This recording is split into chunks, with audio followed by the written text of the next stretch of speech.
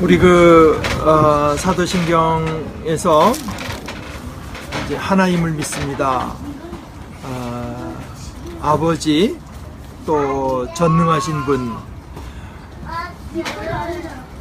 근데 이제 하나 더 하나님에 대해서 우리가 믿는 것이 하늘과 땅을 창조하신 분으로서 우리가 이제 믿는 건데요. 아무래도 그것은 제일 기본적으로는 창세기 1장에서 나온 그 표현인 것 같아요. 태초에 하나님이 천지를 창조하시니라 이렇게 되어 있거든요. 문자 그대로 하늘과 땅을 창조하시니라. 그걸 그대로 이어받아서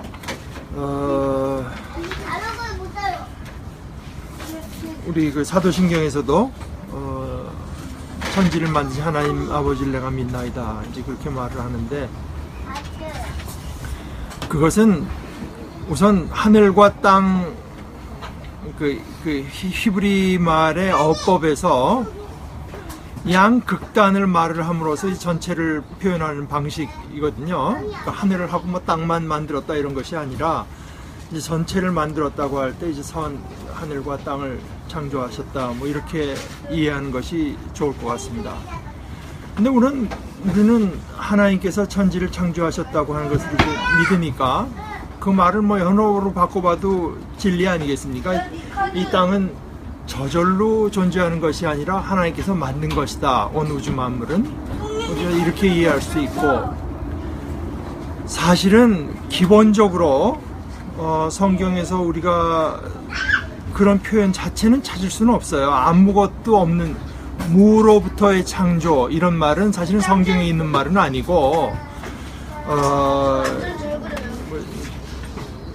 구약하고 신약 중간기에 이제 나온 표현인데, 그러나 성경이 그걸 말하는 건 틀림없죠.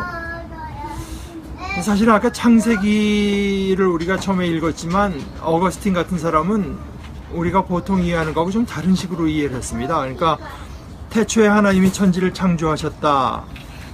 땅이 혼돈하고 공허하며 어둠이 깊음 위에 있고 하나님의 영은 물 위에 움직이고 계셨다. 그 다음에 하나님이 말씀하시기를 빛이 생겨라 하시니, 그러니까 이게 벌써 이미 하나님께서 빛이 생겨라 하기 전에 뭔가가 있는 것 같은 표현 아닙니까? 땅이 혼돈하고 공허하며 어둠이 깊음 위에 있고 하나님의 영은 물 위에 움직이고 계셨다. 그런데 하나님의 영이라고 하는 것, 이것도 그 번역이 사실 간단한 말이 아닙니다. 그 영이라고 하는 말이 로아흐라고 하는 이제 히브리 말의 뜻이 바람이라는 뜻도 되고 숨이라는 뜻도 되고 영도 되는데, 그러니까 어떤 여러분들이 번역을 여러 개를 보게 되면 어떤 데는 하나님의 바람이 물 위에 불고 있었다 이렇게 번역한, 그것도 뭐 문자 그대로 번역이니까 틀렸다고 할 수 없습니다. 게다가 하나님의 바람이라고 하는 말 뜻이 뭐냐, 그러니까 성경에 보게 되면은 저쪽 뭐 아주 큰 뭐 백향목 같은 거 할 때 하나님의 나무라고 표현도 한 데도 있기 때문에, 이것이 어떤 사람의 번역은 엄청난 바람이 물 위에 막 불고 있었다고 번역한 사람들도 있어요. 뭐 그렇게 이해할 수도 사실 없는 게 아닙니다. 그렇게 이해했다고 해서 뭐 성경에 어긋난다고 할 수 없어요. 그러면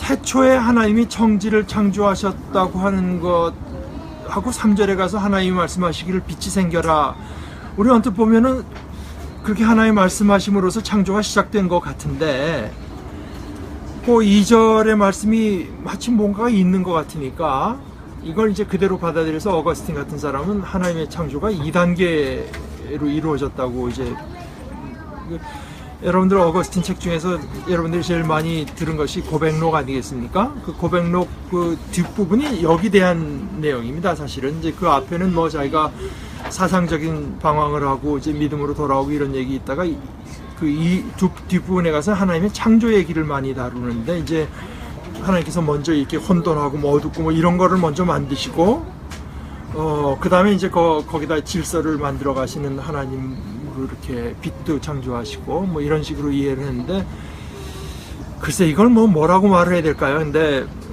제가 이제 좋아하는 표현 중에 하나는 우리 한국 신학자 중에서 이제 김세윤 교수가 한 얘기인데, 하나님께서 우리에게 계시의 빛을 비춰주시는데 이게 골고루 비춰주시는 게 아니고 가장 밝게 하나님의 계시의 빛이 가장 밝게 빛나는 데는 예수님께서 십자가 지시는 고장소가 가장 밝게 빛나고 저쪽으로 멀리 갈수록 좀 침침하다고 해요.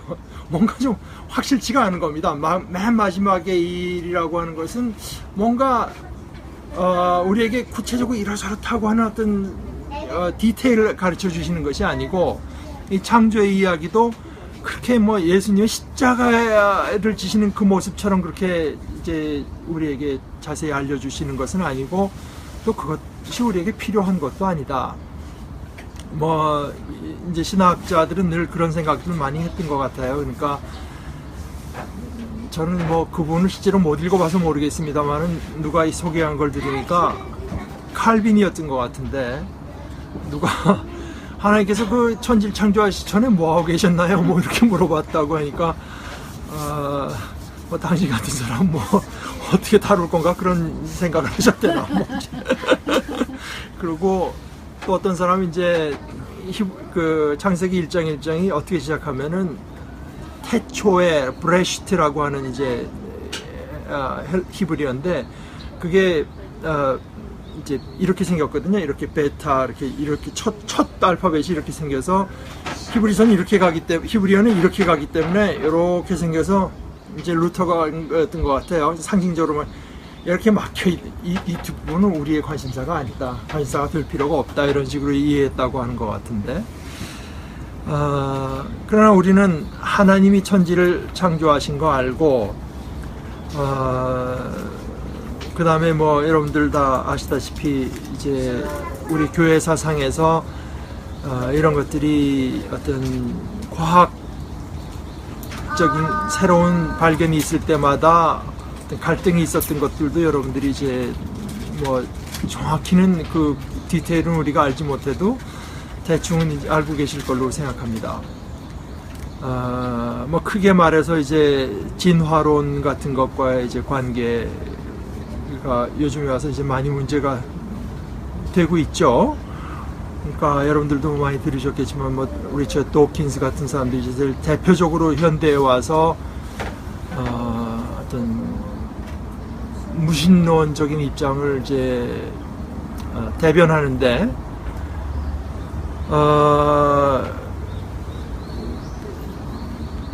그때 그 강효한 박사가 얘기하는 거 보니까 그분이 아마 자기 돈을 내서 한 거겠죠? 그 런던 시내 이제 버스에다가 이제 그 광고문을 실었다는 것 같아요. 신이라고 하는 것은 없다. 그러니까 각자 인생을 즐겨라. 뭐 그렇게 이제 아마 버스에다 써가지고 이제 했다고 하는 것 같은데 강영환 교수가 그때 말을 하기를 그 사람이 말하는 신은 어떤 신인지 그게 없어야 우리가 인생을 즐길 수 있는 신이 어떤 신이냐 뭐 이제 그랬는데 저는 사실 이게 뭐 유신론이다 무신론이다 하는 게 좀 어떻게 보면 좀 부질없는 얘기에 가깝다 생각하는 것이 우리 그 한국 역사에서 누구지? 그 정치인 중에 그때 여운형 씨. 여운형 씨가 이제 옛날에 한태동 박사 얘기로는 젊었을 때는 그 전도인 뭐 이런 것도 하시고 그러다가 아주 여운형이 잘생기고 아들도 굉장히 잘생겼대요. 근데 아들이 이제 죽으면서 이 사람이 뭐 하나님이라고 하는 거 없다. 뭐 이제 이렇게 됐다는 것 같은데 그러니까 그분들이 이제 신은 없다, 하나님 없다고 할 때 그분들이 생각하는 어떤 하나님이 있을 거 아닙니까? 하나님이라고 하는 존재라면 이런 것이 일어날 리가 없다. 그래서 없다는 거 아니겠어요? 그러니까 나름대로 어떤 하나님에 대한 상이 있는 거죠. 신이라고 하는 건 이래야 되는데 이런 일들이 일어나는 거 보니까 하나님은 없다. 신이 있다면 이런 일들이 일어나지 말아야 되는데 그러니까 이제 그것은 사실은 성경에서 예수 그리스도를 통해서 우리가 볼 수 있는 하나님하고는 뭐 전혀 다르다고 할지 모르지만 하여간 자기가 만들어 놓은 신인 겁니다. 자기가 생각하고 자기가 만들어 놓은 하나님이라고 하면 이래야 되는데 그것이 안 일어나니까 없다. 되게 이런 식의 내용이 돼서 그게 뭐 사실 어떻게 보면 좀 부질없는 내용. 우리와 그분들과 우리가 말하는 어떤 하나님이 서로 다른 분을 말하고 있을 가능성이 대단히 많다고 저는 생각을 하는 거죠. 뭐 없을 만한 존재를 만들어 놓고 그거 없다니까 뭐 없는 것이 그거야. 당연히 없지 그거야. 그러나 성경에서 우리에게 말씀해 주는 하나님이 이제 그런 그분들이 생각하는 것과는 굉장히 다른 존재라고 하는 것이 이제 그분들의 글을 대강 조금만 읽어봐도 성경에 대한 이해는 참 너무나 비상적이다. 이제 그렇게 쉽게 볼 수가 있는데요. 결국은 문제는 뭔가 하면은 이 우주라고 하는 것이 그저 우연히 생겼느냐, 어떤 창조주의 창조 활동을 통해서 생겨났느냐 하는 건데, 그것은 더 이상 과학의 범위는 아닌 거죠. 과학이라고 하는 거는 어떻게 생겨났나 하는 거를 지금 탐구하는 것이니까, 전에 서울대학에 지금 서울대 관두고 저쪽 내려와 임지순 교수라는 이가 옆에 장충동에 경동교회 교인이라서 그때 한번 교회에서 말할 때 제가 들어봤는데, 결국 이제 과학이라고 하는 것이 지금 예를 들어서 우리가 우주가 생겨나던 어떤 제일 사람들이 많이 동의하는 것이 빅뱅으로 생겨났다고 생각을 하는데, 그 빅뱅으로 생겨날 때 얼마나 처음에 몇십억 분의 1초까지 그저 우리가 탐구에 들어갈 수 있을 따름이지, 과학은 사실은 이걸 하나님께서 창조하셨다, 안 하셨다, 이것을 말을 할 수 있는 학문은 아닌 거죠, 사실은. 그래서 아무리 유명한 과학자가 우리 신앙에 서포트가 될 만한 얘기를 했다고 해서 우리 신앙이 또 큰 서포트를 받는 것도 아니고, 또 거기에 대해서 이렇게 거스르는 얘기를 했다고 해서 우리가 불안해할 필요도 전혀 없는 이제 그런 내용이다, 이렇게 볼 수 있습니다. 그런데 이제 현실적으로는 창세기 이런 내용을 그야말로 하루 엿새 동안 이렇게 창조하셨다고 하는 걸 문자 그대로뿐만 아니라 지금 우리가 알고 있는 과학 지식을 여기다 대입시켜서 그대로 이제 얘기하니까 성경은 6일 만에 생겨나고, 그 다음에 아브라함, 노아 이런 얘기를 노아, 아브라함 얘기를 쭉 계산해 보니까 지구의 연령은 6,000년이다. 이걸 소위 이제 아마 그런데 관심 많은 사람들은 젊은 지구 이런 식으로 표현하는 것 같아요. 지구가 6,000년밖에 안 됐다고 믿는 사람, 또는 최소한 몇십억 년 됐다고 믿는 이제 오래된 지구 이런 식으로들 말을 하고, 지적 설계론이니 이런 얘기들을 이제 많이 하고, 또 성경에 기록된 그것들을 다 문자 그대로의 거라고 이제 받아들여서 주로 교회마다 다니면서, 특히 한국 교회에서 주장하는 그룹들이 되게 창조과학회의 이름으로 하는 것들이 이제 많은 것 같고,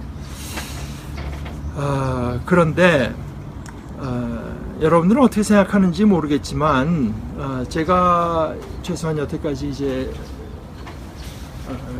나름대로 그냥 배워보고 들은 말 중에서 여태까지 저한테 제일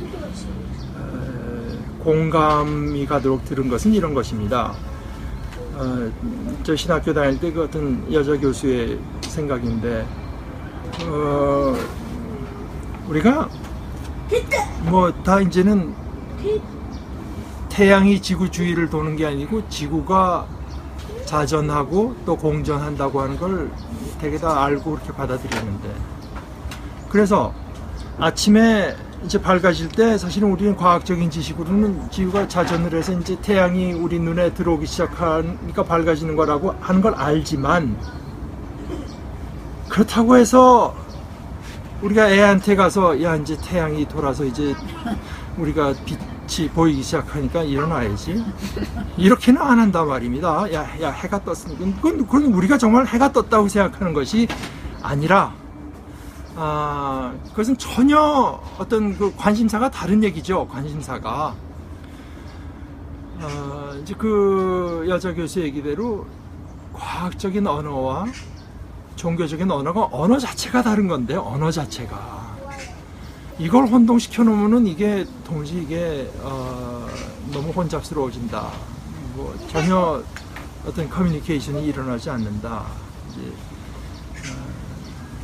그런 내용입니다. 뭐 저는 그냥 뭐 가면 지금도 아마 그 서울대학의 그 우종학 교수인가 뭐 그분이 이제 이런 걸 갖고 많이 강연도 하시고 하는 것 같은데, 그러면 젊은 사람들이 많이 몰려가는 걸 보면 이 사람들의 내 관심이 여기 굉장히 많구나 하는 걸 알지만, 저는 사실 그게 뭐 그렇게까지 저는 그 큰 관심은 없어요. 뭐 과학적으로 뭐 어떻게 하는, 과학은 그냥 과학대로 그냥 공부하면 되는 것이고, 하나님께서 뭐 진화라고 하는 것도 쓸 수가 있고 뭐 뭐든지 쓸 수가 있어서 하나님의 어떤 우주를 운행해 갈 수가 있는 것인데,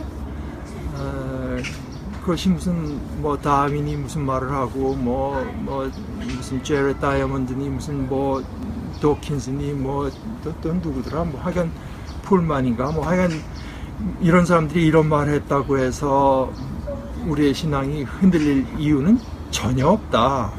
이제 그렇게 생각합니다. 근데 뭐 실제로 우리가 어떤 생각들이 우리를 좀 불안하게 만드는 것들이 있는 건 사실이죠. 예를 들어서 알고 보니까 이 광활한 우주 중에 지구라고 하는 건 그저 점처럼 작은데 우리가 그렇게 중요할까? 중요할 수 있는 존재일까?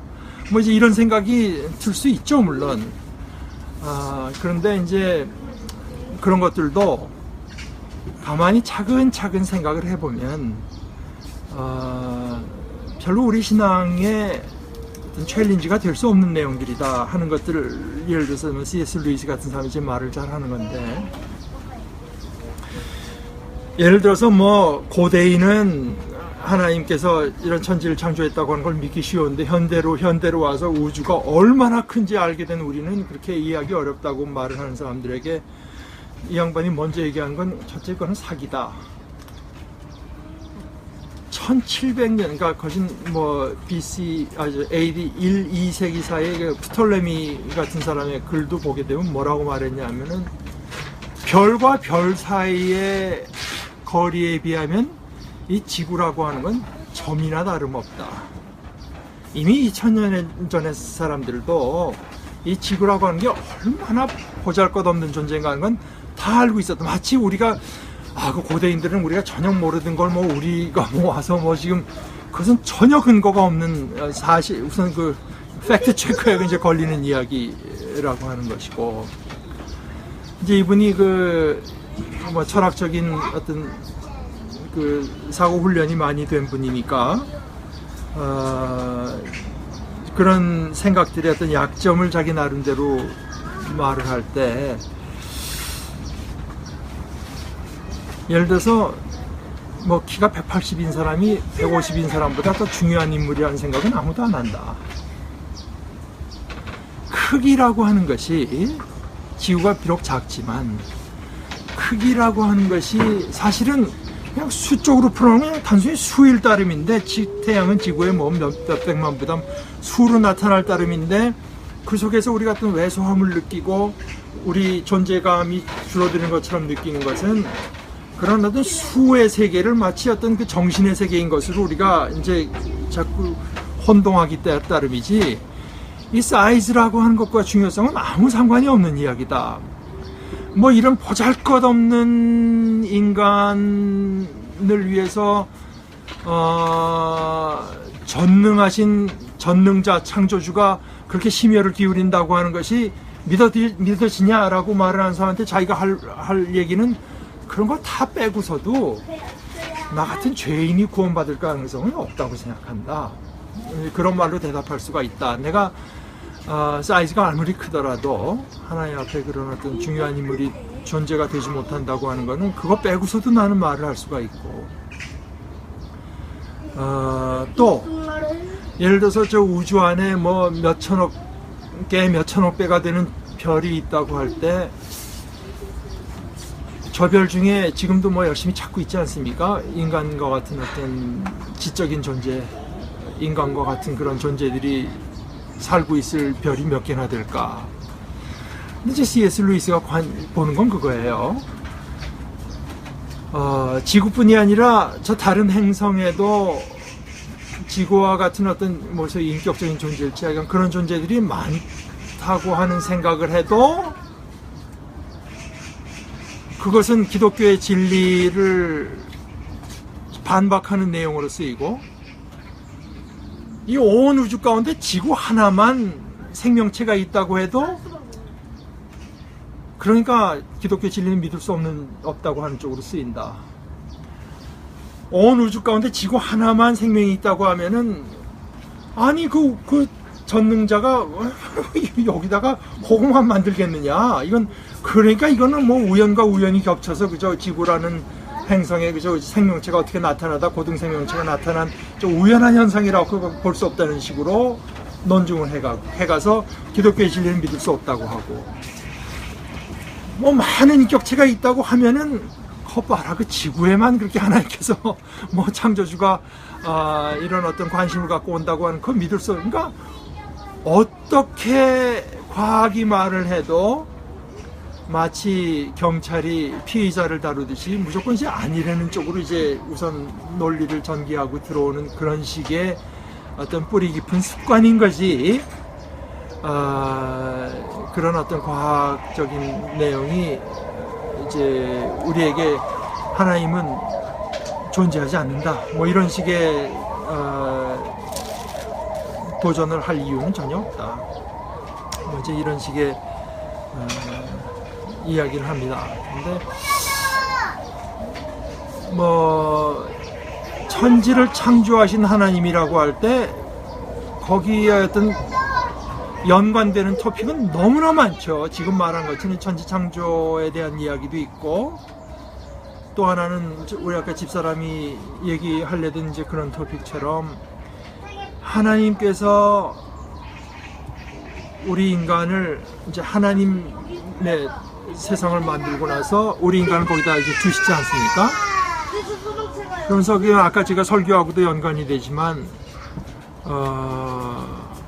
그 하나님의 어떤 그 질서라고 하는 것이, 우리 인간은 하나님의 형상대로, 그래서 하나님의 뜻을 헤아리고 하나님께 감사하고 하나님을 의지하고 하나님을 예배하는 이제 이런 존재로 만드신 반면에, 이 다른 피조물은 하나님과 그런 직접적인 관계로 하나님의 뜻으로 운행하는 것이 아니라 그 인간을 통해서 이제 운행하는 것이 이제 하나님의 천지 창조의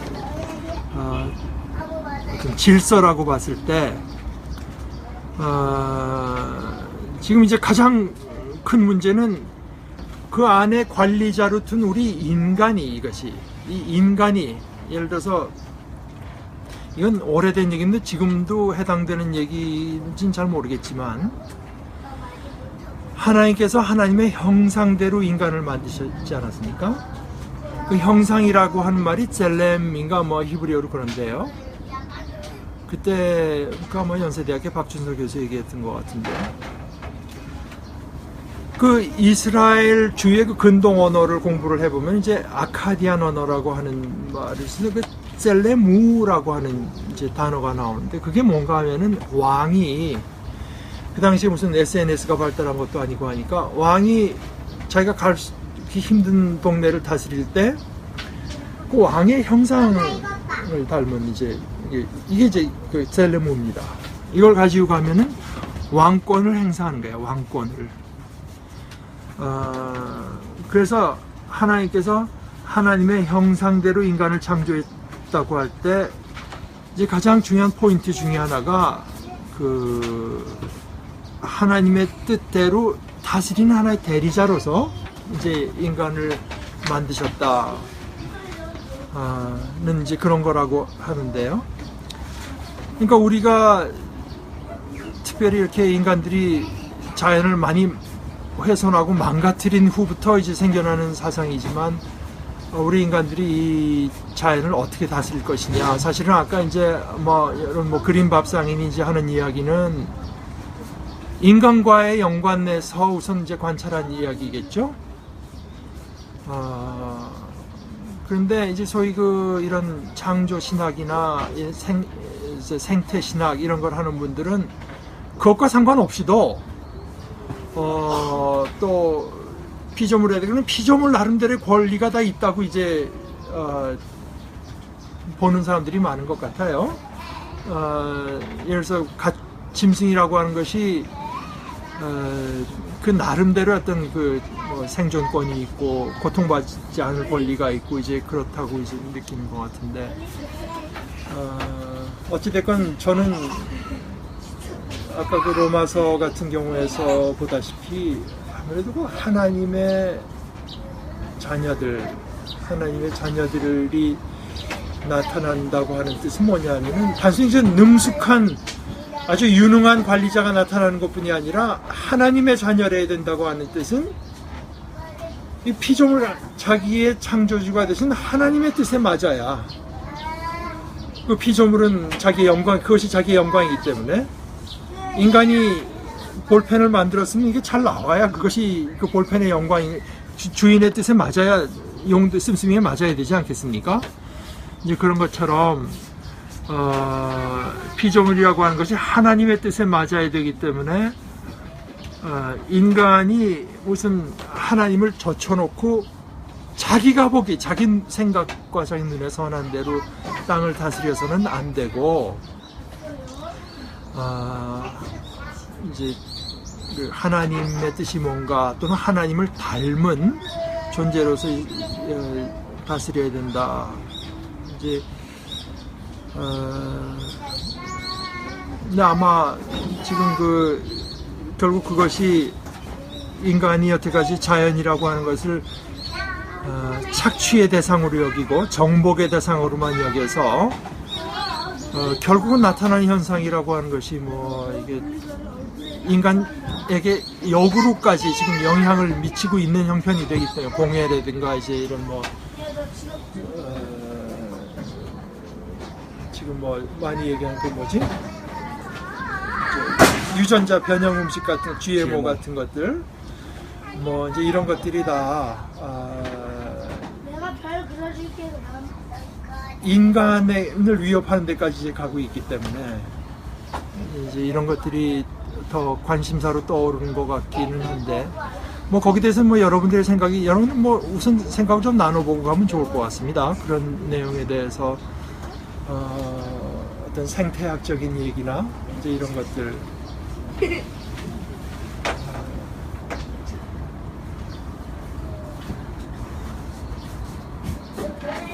사실 그것이 다 크리스찬의 책임이라고 하는 주장이 나온 지가 내 생각에는 한 50년도 안 된 얘기 같아요. 교회에서 크리스찬들에게 이제 그런 책임이 있다고 하는 생각을 한 것이 사실 공해 같은 이런 문제가 그렇게 오래된 얘기가 아니죠. 산업혁명 있고 이제부터 이제 시작되는 거 아니겠습니까? 네. 아까 말씀드린 먹거리 전쟁이라는 프로그램은 미국 기독교 연합에서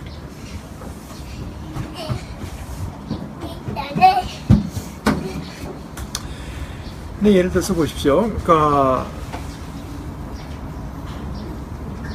간디 같은 사람이랑 얘기할 때 크리스찬 그런 누군가가 좀 수세에 몰렸던 게 그건데,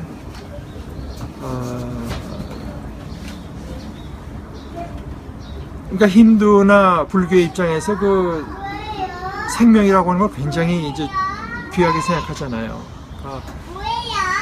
제가 미국에 있을 때 저희 교회에 나오는 학생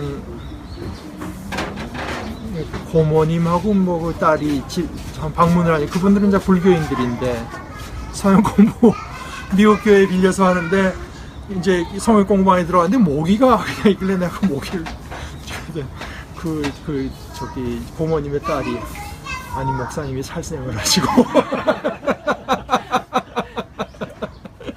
그래서 그거는 뭐 그것이 그 불교의 교리에 그렇게 어긋나는 건지 저 그때 처음 알았어요. 근데 그래서 친구가 이제 산을 좋아해서 자기 옛날에 오대산 같은 얘기를 하는데 그 절에서 자는데 구렁이가 이렇게 방으로 들어오더래요. 그래서 놀래갖고 스님하고 불렀더니 스님이 와서 보더니 이놈이 자더니 도로 올려놓더래 이쪽에다가. 사실은 간디가 그 크리스찬들이 동물을 대하고 하는 태도가 자기는 힌두인에 비해서 좀 뒤떨어졌다고 생각한 것 중에 하나. 그들의 생명을 그렇게 아낄 줄 모른다.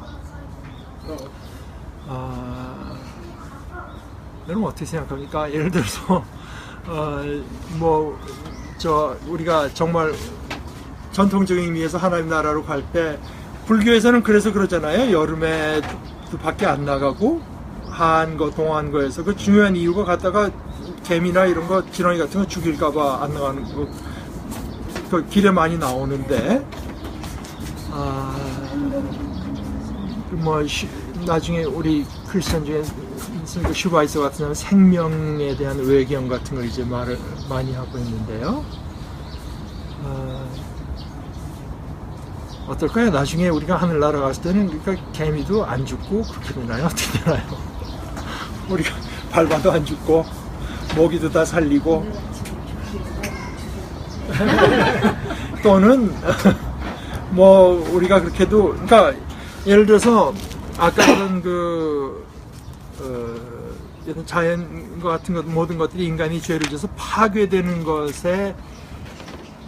것이 하나님의 뜻 안에서 회복된 것을 이제 선지자 이사야 같은 경우가 그린 게 그 이사야서 11장의 얘기, 그러니까 메시아를 말을 하면서 11장 5절에서부터 보면은 그는 정의로 허리띠를 동여매고 성실로 그의 몸에 띠를 삼는다. 그때에는 말하자면 그 메시아가 온전히 다스리게 될 때 그때에는 이리가 어린 양과 함께 살고 표범이 새끼 염소와 함께 눕고 송아지와 새끼 사자와 살진 짐승이 함께 풀을 뜯고 어린아이가 그것들을 이끌고 다니다. 암소와 고음이 서로 벗이되며 그것들의 새끼가 함께 눕고 사자가 소처럼 풀을 먹고 젖 먹는 아이가 독사의 구멍 곁에서 장난하고 젖된 아이가 살무사의 굴에 손을 넣는다. 나의 거룩한 산 모든 곳에서 서로 해치거나 파괴하는 일이 없다. 이유는 물이 바다를 채우듯 주님을 아는 지식이 땅에 가득하기 때문이다. 그러니까 어떤 이런 자연의 스케일에서 온전한 화해와 어떤 그 평화가 일어난 것을 이제 이미 선지자 이사야가 하나의 아주 멋있는 묘사를 한 것이 나타나죠. 그래서 이 땅 지구뿐이 아니라 수많은 이제 행성이 있고 우리에게 하나님께서 다 주실 거라고 하는 걸 우리가 믿을 때 그 중에서 가장 중요한 요소이기 때문에 성경도 거기에 대해서 가장 이제 많은 부분을 활당해서 얘기하고 또 하나님의 사역도 거기에 집중되어 있는 것이 결국은 인간이 거기 세워둔 인간이 이게 얼마나 예수를 닮은 하나님의 이제 자녀가 되느냐 하는 그런 것 아니겠습니까? 그렇게 할 때 하나님께서 그 하나님의 자녀인에게는 독특한 이 피조물에 대한 어떤 독특한 어떤 권위를 주신 것 같아요. 그래서 예수님께서 말 한마디 하실 때 싸납던 풍랑이 잠잠해지고 이제 이런 것들이 사실 우리가 좀 늑대에서부터 개를 길들여서 이제 한다고 하는데 다른 짐승도 또 다른 이유를 길들이는 경우가 있습니까? 인간만 그렇게 하는 거 아닙니까? 인간이 심지어 늑대도 보니까 길들인 사람도 있고 그렇던데 말도 길들이고 소도 길들이고 양도 길들이고 이렇게 해서 이제 지내는 거 보게 되면은 하나님께서 인간에게는 그 피조물에 대해서 행사하는 어떤 독특한 권위가 있도록 이제 그거 하나. 왜냐하면은 자연이라고 하는 것은 우리가 낭만적으로 보면 모를까 사실 그 실상을 이제 들여다보면 굉장히 파괴적인 데가 많잖아요. 뭐 그냥 거북이들이 와서 디립다 수없이 알을 낳으면 그거 먹으려고 옆에서 이제 기다리는 뭐 동물들이 있고, 또 느닷없이 또 태풍이 불고 어떻게 해서 사람들이 지진이 나고 죽기도 하고, 그래서 우리 동양의 노자 또 그 도덕경에다가 아주 칼 같은 한마디, 천지불인, 천지는 그렇게 인자하지 않다. 그러니까 천지는 그렇게 자비롭지 않다. 뭐 왠지 그렇게 표현했다고 하지만, 그러나 이사야가 본 이제 그런 어떤 그 메시아를 통해서 온 세상에 하나님을 아는 지식이 가득 찰 때는 그것까지 다 이제 어떤 평화롭게 되는 그런 걸 보여주는데, 그렇다고 하면 하나님의 자녀로서 우리는 하나님께서 우리에게 주신 어떤 그 피조물에 대한 어떤 권위를 잘 행사해서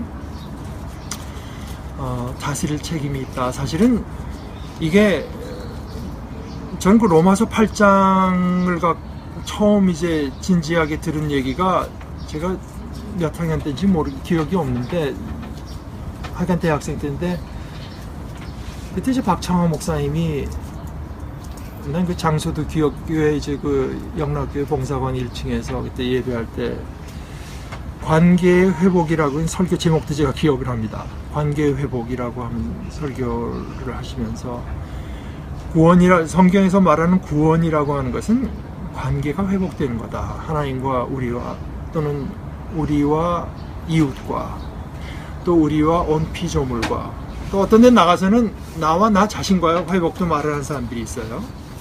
박 목사님 그날 뭐 그걸 말씀하시는 건 아닌데, 그러면서 그때 하신 얘기 중에 하나가, 미국에 가보게 되면 아이들이 이제 다람쥐 같은 거하고 잘 놀고, 뭐 사실 짐승들하고 훨씬 더 가깝게 지내는 것 같다. 한국에 와서 이렇게 그냥 짐승들을 괴롭히는 거, 그래서 당연하게 이제 지내는 것하고는 좀 다른 것 같다고 하면서,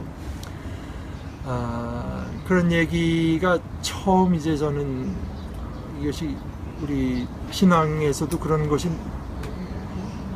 그 내용이 된다고 생각은 해본 일이 없는데, 사실은 그때 박 목사님 오셨을 때 제가 그 얘기를 하면서 지금 그 설교 때문에 저 매기가 지금 우리 집에 있는 거라고, 사실은.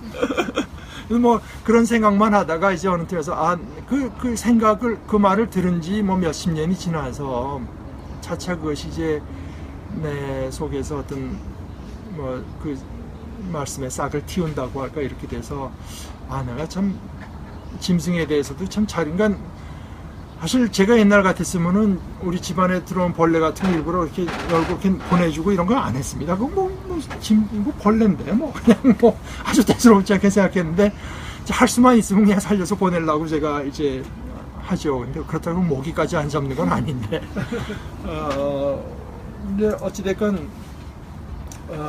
우리가 지금은 뭐 굉장히 이제 부분적으로 생각하는 거지만, 그러나 크리스찬 성경에 틀림없이 있는 생각이고, 우리 크리스찬의 생각이 거기까지 미쳐야 된다고 이제 저는 생각해요. 그러니까 이 피조물을 우리 인간이 어떻게 다스릴 것인가 하는 것이 사실 우리 신앙, 그러니까 그 박 목사님이 그때 많이 강조하던 것 중에 하나가, 창세기 같은데 히브리어 같은데 보면은 하나님을 예배한다, 아바드라고 하는데, 그 똑같은 말이 땅을 경작한다는 말에도 쓰인다. 땅을 경작하는 것과 하나님을 예배하는 것을 이제 그것을 같은 말로 표현하는 뭐 이런 표현들, 이제 그런 것들이 상당히 이제, 근데 이제 이런 것들이 없으면 말입니다,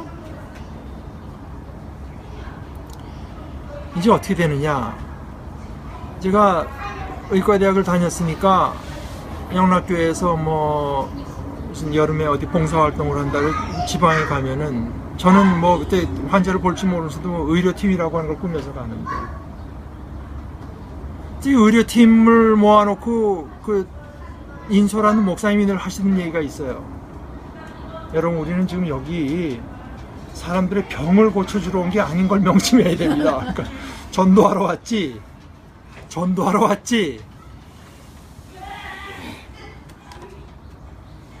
근데 이제 그게 과연 그렇습니까? 우리 지금 이런 어떤 창조, 거창하게 말해서 창조 신학이라고 하는데, 하나님께서 우리 온 피조물을 창조하시고 선하게 창조하셨는데, 그럼 이제 거기 의사들들 하는 얘기를 말하자면, 그럼 어떻게 되냐면은, 우리가 교회에서 예수의 이름으로 왔다고 한 티를 내야 되거든요. 말하자면, 이 사람은 아파서 그냥 도움 받으러 왔는데, 그냥 단순히 치료해 주는 게 아니라, 이건 어떻게 생각해봐. 암만 생각해봐도 좀 이렇게 진실하지 못한 것 같아요. 진실하지 못한 것 같고,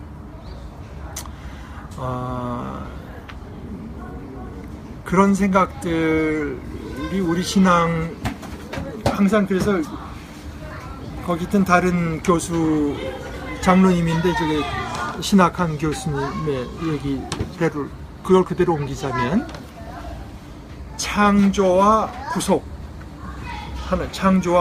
간에는 언제나 긴장이 있다. 긴장이. 크리스찬, 특히 한국에서 자란 크리스찬들은 구속이 다인 줄 알고, 이 창조, 이거는 그냥 대수롭게 생각하면은 좀 곤란하다. 물론 이제 그런 말씀으로 정리를 한 적이 있는데, 저한테는 이제 그것이 상당히 많은 그 생각에 이걸 열어줬다고 볼 수가 있고, 결국은 하나님께서 우리 인간을 처음에 두신 목적이 있을 거 아닙니까? 그 인간이 나중에 잘못되니까 이제 구속이라고 하는 게 필요해진 거죠. 그 인간이라고 하는 게 존재하는 목적이 있을 거 아니겠습니까? 그건 다른 종교나 다른 사상에서 그걸 과연 말을 하는 종교나 사상이 있는지 모르겠어요. 우리가 오늘 계속 이렇게 나누는 것처럼 하나님의 이 땅을 하나님의 대리자가 돼서 하나님의 뜻을 구분하면서 하나님의 뜻에 따라서 다스리도록 인간이라고 하는 게 있다 하는 걸 가르치고 하는 그런 사상이나 종교가 있을 수 있는지 모르겠으나, 최소한하게 우리는 이제 그렇게 알고 있는데, 그러니까 이런 내용을 사실은 이제 평신도들이랑 얘기하면은 굉장히 뭐라고 할까, 소통이 쉽게 일어나고, 목사님들이랑 얘기하면 무슨 말인지를 모르는 거라. 제가 이제 그 신학교 가기 전에, 그러면 내가, 그래서 대표적으로 말해서 이런 겁니다. 어느 날 이제 교회에서 의료봉사팀을 꾸려서 어디 가서 무료 진료를 주일날 오후에 하고 온 적이 있어요. 그 전도도 하고, 이제 오는 길에 어느 그 큰 병원에 간호부장으로 계시더니 참 보람이 있었다 고 하시더라고. 그럼 저는 성격이 못돼서 그런가? 그럼 좀 약간 반론이, 그러면 우리가 월요일서부터 금요일 날도 아픈 사람 고쳐주려고 애를 쓰는데, 그럼 그건 보람이 없나, 그거는? 그러니까 이게 교회 이름으로 가서 돈을 안 받고 한 일만 보람이 있으면, 예를 들어서 우리가 더 힘든 걸로는 하루 종일 컴퓨터 같은 거 만져야 되는 사람도 있을 것이고, 하루 종일 식구들이 한 거 치닥거리하고 설거지하고 빨래하고 청소하는데 거진 시간을 쓰는 분들도 있을 것이고, 그 시간은 뭐냐, 그거 하면서 누구 옆집 사람 와서 전도한 시간만 보람이 있고, 이제 그렇게 열심히 일하는 그 나머지 시간들은 이게 의미가 없는 시간이냐, 그런 것들이. 이제 그런 데 대해서 뭔가 대답이 있어야 되지 않겠습니까?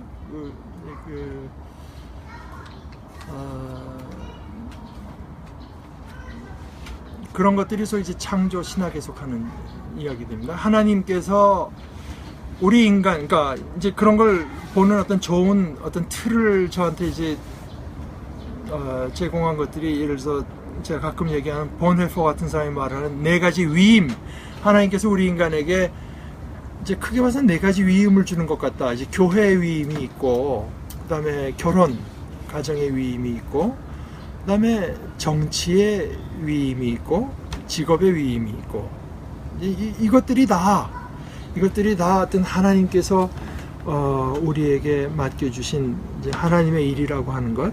그래서 이것을 그저 그냥 입에 풀칠하게 해서 일을 한다, 뭐 그런 차원에서가 아니라 하나님께서 이 땅을 잘 다스리라고. 근데 이 땅을 다스리는데, 이건 최근에 제가 레슬리 뉴비긴의 표현 중에 참 깊이 공감을 한 부분인데, 뭐 그런 분들이 성경을 보면 잘 배는 게 왜 저한테 이렇게 안 배는지 모르겠는데, 그분이 이제 창세기는 이렇게 시작을 하지만 요한계시록에 가서 아까 읽은 부분인데요, 하나님의 창조가 완성될 때의 이야기는 어떻게 됩니까? 새 하늘과 새 땅으로 끝나는 게 아니고 새 예루살렘, 도시 이야기로 끝나요. 도시 이야기. 새 하늘과 새 땅보다 오히려 새 예루살렘에 대해서 더 측량하니까 문이 어쩌고 뭐 이제 그런 얘기가 더 많이 나오거든요.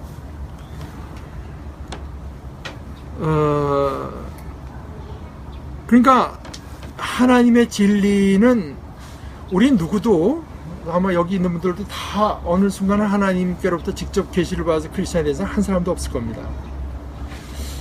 하나님은 그 뜻이 뭔지 모르지만 선택의 원리가, 누구를 선택해서, 선택했을 때 그 사람을 복주기 위한 게 아니라 그를 통해서 다른 이들이 복을 받게, 그러니까 아브라함의 얘기가 대표적으로 그거 아니었어요? 그러니까 그 사람의 표현대로 하면 우리를 구원하는 바람은 위에서 들어오는 게 연문을 통해서 이제 서로를 통해서 이렇게 들어오는 하나의 그 도시를 이제 말을 하면서, 이 하나님의 창조가 이루어지는데도 이제 그런 우리 인간들 간에 서로 상호자 같이 지내고 이제 이런 것들이 굉장히 중요한 역할을 하게 된다.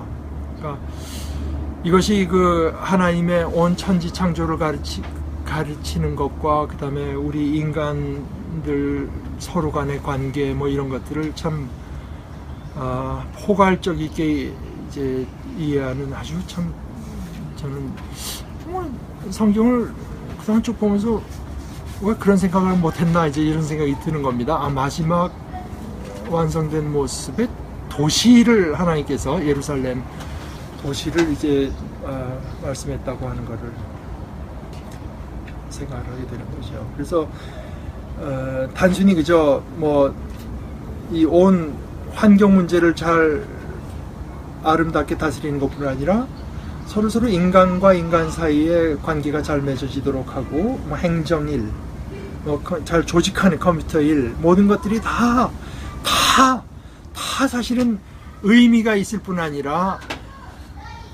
크리스찬이어서 우리는 이것이 하나님께서 내게 주신 일로 받아들이고 하는 것이고, 그 이야기를 뒤집어서 한 번 더 마지막으로 얘기를 하면은, 하나님께서 주신 일이기 때문에 사실은 거기 좀 제약도 따르는 거죠. 사실은 저는 좀 이렇게 말하면 현대 사회에서 어떻게 이게 될지 모르겠지만, 저는 사실 그래서 이 광고 같은 거는 크리스찬으로서 정말 조심할 직업이라고 저는 생각을 합니다. 우리가 직업으로 하는 일이라고 해도 이웃의 삶을 더 풍성하게 해주고, 뭐 더 윤택하게 해주고, 뭔가 약간 유익이 되는 일을 해야 되는 것이지, 내가 하루 종일 그저 직장에 가서 생각하는 게 어떻게 뭐 그럴듯한 문구를 써서 사람들의 주머니에서 돈을 빼도록 하는, 이런 거에 그저 하루 종일 그것만 생각하면서 이 직업을 난 하나님께서 내게 주신 소명으로 생각한다고 하는 건 좀 이상한 얘기가 되지 않을까요? 사실은 단순히 제 생각일 뿐만 아니라 보네퍼 책에도 여러분 보시게 되면 나오는 얘기인데, 초대교회에서 금지한 직업이 몇 개 있었다고. 그때도 이미 검투사, 하여간 몇 가지 직업이 있었다고 해요. 이거는 크리스찬으로서는 안 되는데, 단순히 이제 비윤리적일 뿐만 아니라 뭐 인간에게 끼치는 효용 가치가 없는 거죠, 말하자면. 모르겠습니다. 근데 직업이라고 하는 게 그저 내 어떤 재능을 살려서 그저 내가 윤택하게 살 기반을 뭐 그런 면도 없는 건 아니지만, 그것뿐이라면 우리는 참 너무 많은 시간을 이제 허비하는 것이 되고, 피조물도 그렇게 안 하려고 그렇게 신음하면서 하나님의 자녀들이 나타나기를 기도한다는데, 몇 년 전에 코스타 갔을 때 우리 숭실대학에 있는 김회곤 교수가 하는 얘기가, 직업에서 자기의 어떤 가치관과 인생관이 구현되는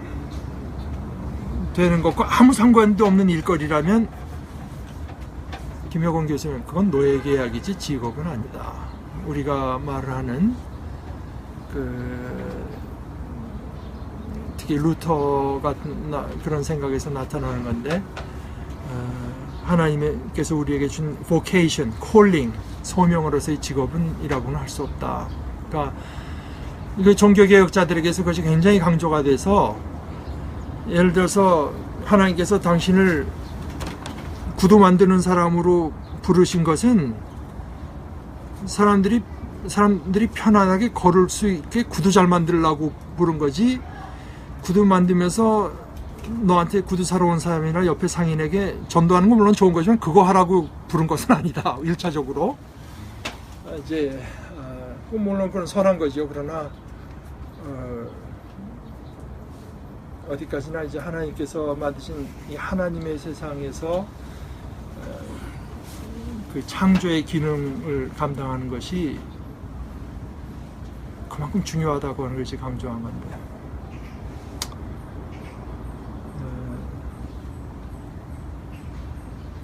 사실 이것은 에브리데이, 제 매일 저한테도 늘 사실 찔리는 얘기가 되는 거예요. 사실은 제가 뭐 하루에 20명 뭐 이런 젊은 아이들, 몸 아픈 아이들을 보는데, 그저 하다 보면 나도 모르게 저 기계적으로 너는 뭐 발목 뼈서 왔으니까 엑스레이 찍고 뭐 부목 대주고 뭐 며칠 쉬게 해주고 that's it.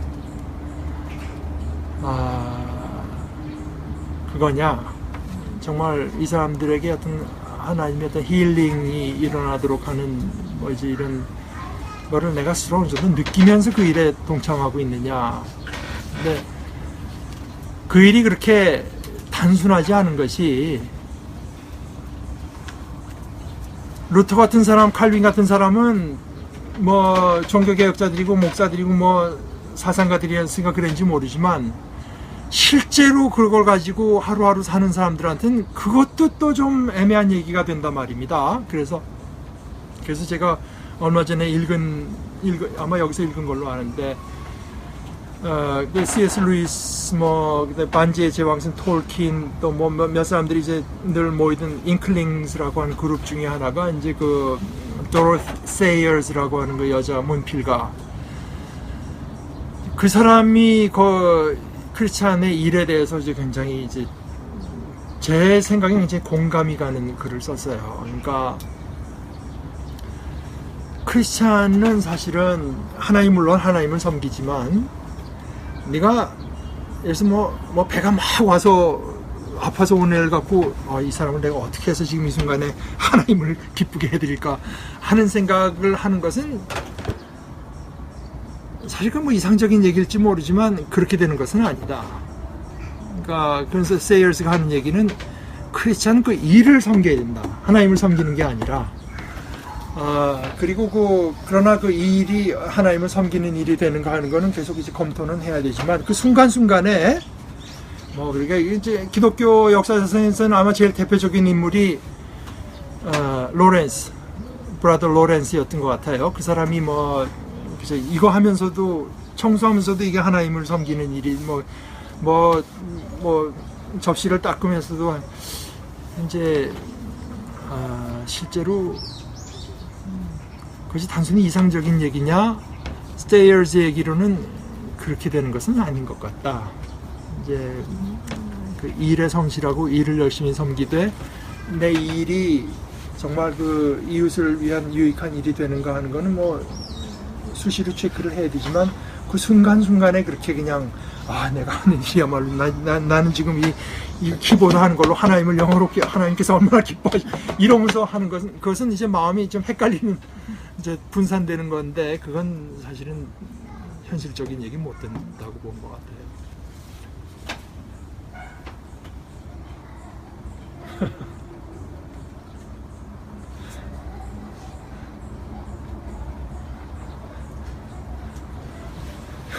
식사하고 많이 졸린 시간이니까 여러분들이 여러분 얘기를 좀 하는